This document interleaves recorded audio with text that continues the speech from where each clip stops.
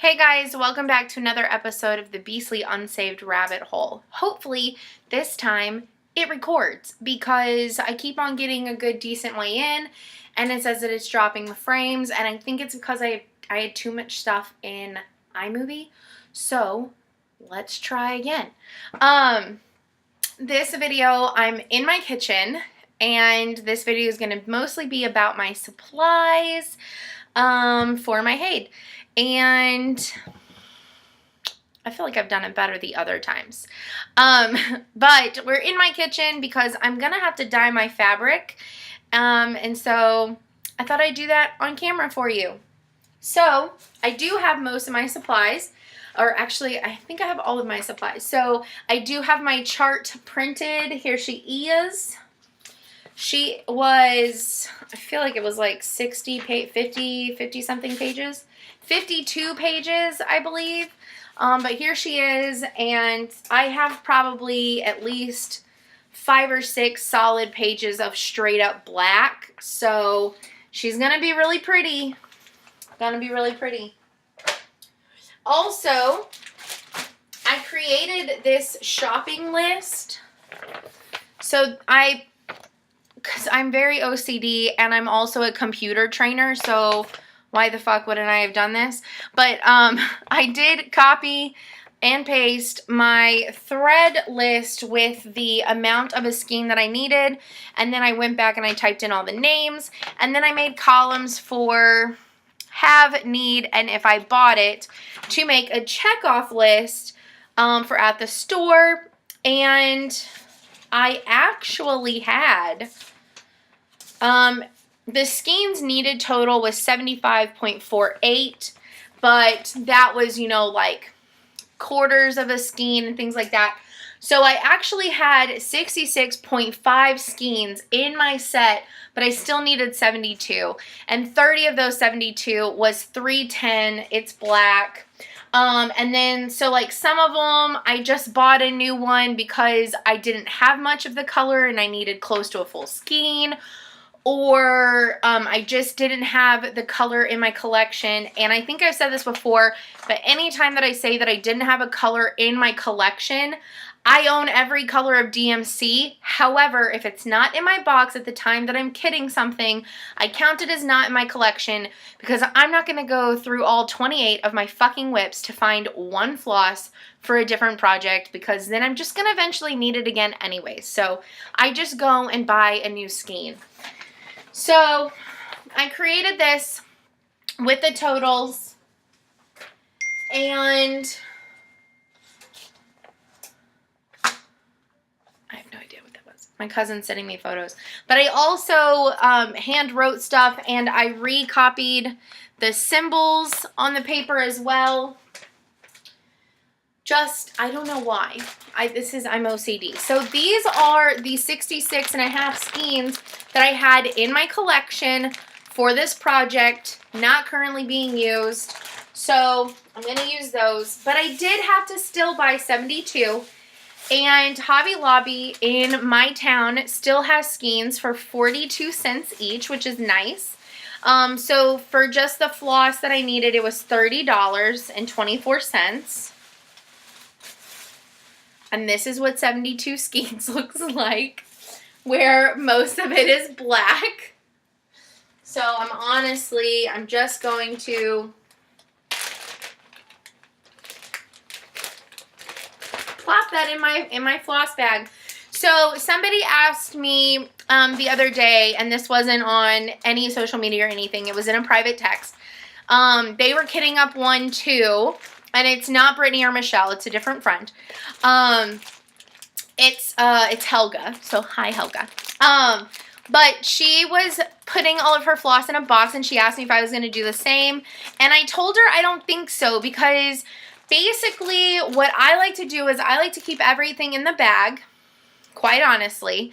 And some of my bigger pieces, like the giant Harry Potter and stuff like that, basically what I do is whatever page I'm working on, I pull out all the colors that I would need for that page. And so I think, especially since out of like 36 pages of my pattern, like somewhere between about half of them, majority of the pages is just black and maybe like 2 other colors.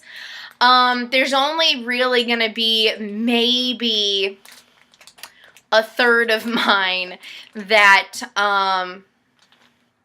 you know, might get a little complicated, but I don't know. That's just how I work better, I think.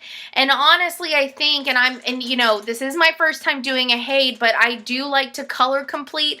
I think even once I get 2 pages with a lot of color, I might complete like a color at a time per page. I don't know. That's just because that's just what I like to do. I'm a huge fan of finishing a color at a time because I love to watch this bag slowly empty out with colors, and I put the leftovers back in my collection boxes. So I don't know. That's what I think is going to happen. But again, I'll always keep you updated, don't I? All right. So that's on my floss and my pattern. Another thing that I bought at Hobby Lobby, I know that a lot of people use those metallic threads to grid, and I'm not. I probably should since it's my first one, but I am going to grid, but I'm just going to use some hot pink regular thread, and if there's reasons why I shouldn't, put them in the comments down below, but at this point, this is what I'm going to use because this is what I have access to without waiting for something else to get in the mail. So this is what I'm going to do. The next thing is, ooh, the next thing is my package from 123 Stitch. It is my fabric. I like how it comes packaged. It's packaged in a plastic bag. All the edges seem to be serged, but that's possibly not true. So let's just open it. The main, one side, 2 sides are serged. Okay, not bad. Wow, oh my god. Guys, this is so massive. I already feel a little overwhelmed. This is... I am already starting to feel just a smidge overwhelmed. Potter is staring at me at the moment in amazement at what's going on. So he wants to play with the fabric.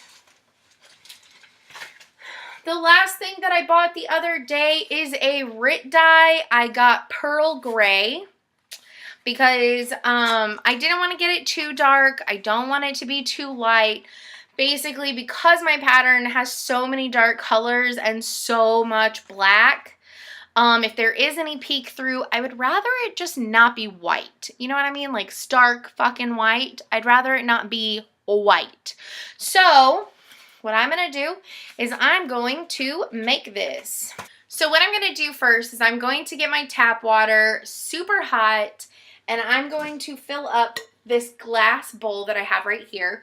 Anytime that I'm going to dye in a bowl of some sort, I always make sure that it's glass because it's non-porous, and I'm not going to buy a whole new set of bowls just for dyeing fucking fabric because honestly, majority of the time, I'm using squirt bottles with colors to make tie-dyed stuff.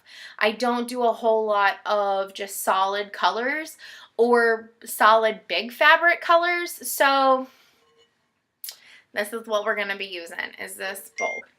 Alright, so I have my bowl filled with hot water. Now I'm going to add the dye.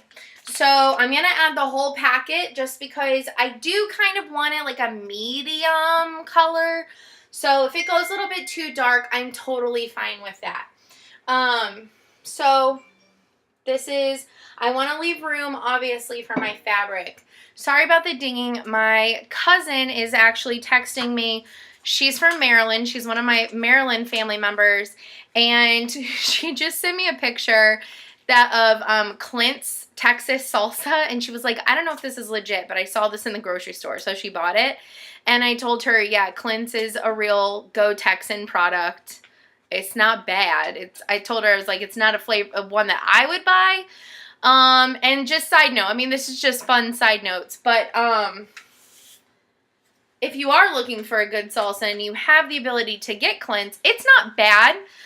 It is from Texas, so it is legit. It's not bad, but I'm not a huge fan of salsas where they put chili powder in them. There's a couple of local restaurants that do that, and I'm just not a fan of their salsas.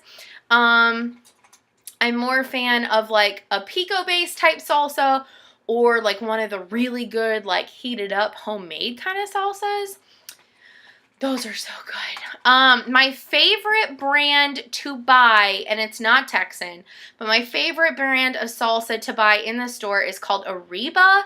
It is so good, and the hot is not joking. It is hot. And, but yeah, so anyway, she was asking me about the Clint's salsa.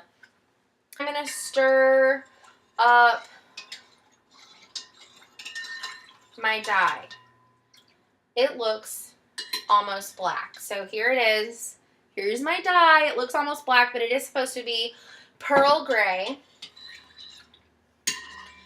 So I will tell you one trick about dyeing your fabric that I have learned from dyeing fabric is for it to absorb the color, and this is mostly in tie dyeing, but it is true.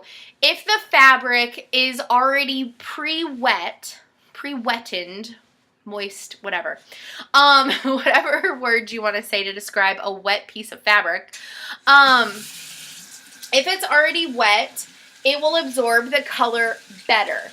Also, especially since this has been folded and put in that bag for who knows how long,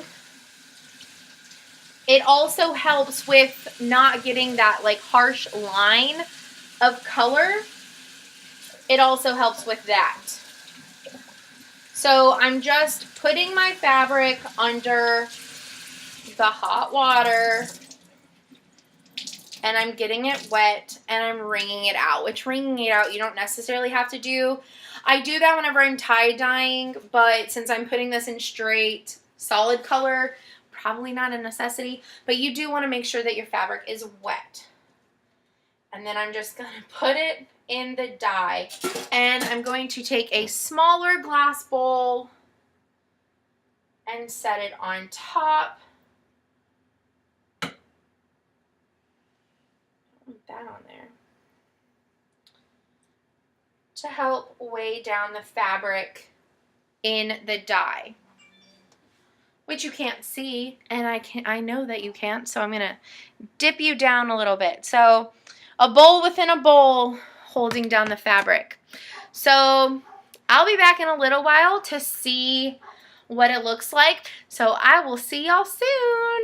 Okay, it's actually sufficiently been about an hour to an hour and a half because shit happens, and I decided to also eat dinner and watch a little bit of TV. So we're gonna check the fabric. So I'm just gonna take my bowl within a bowl out. You can, oh look, you can kind of see it. There we go. I'm just gonna put this in the sink down here and take my trusty tongs.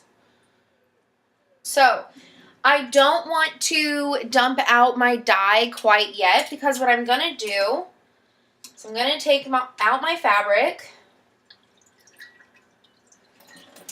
I'm gonna plop it into my sink, and I'm gonna rinse it out, because this is what you do. This is actually really pretty. This is really pretty. It's definitely not a solid color, but it is gorgeous. I'll show you in just a second. Let me rinse some of this out.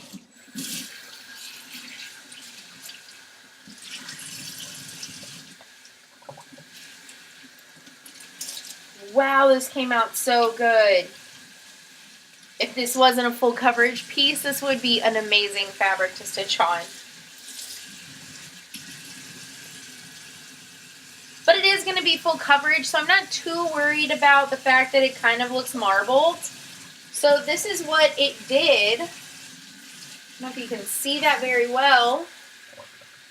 But it kind of did this really cool marble effect. I think it's okay though. I mean, this is going to be full coverage, like I said. Obviously, it's a HAED. Jeez, Kelly, what's wrong with you? Some of it is super dark, and some of it's not very dark at all. Like, there's a pretty dark little sliver right here where a good amount of dye, I guess, got trapped on the bottom of the powder. All right, so I'm going to dump out this dye. So I don't have anything else that I want to dye this color.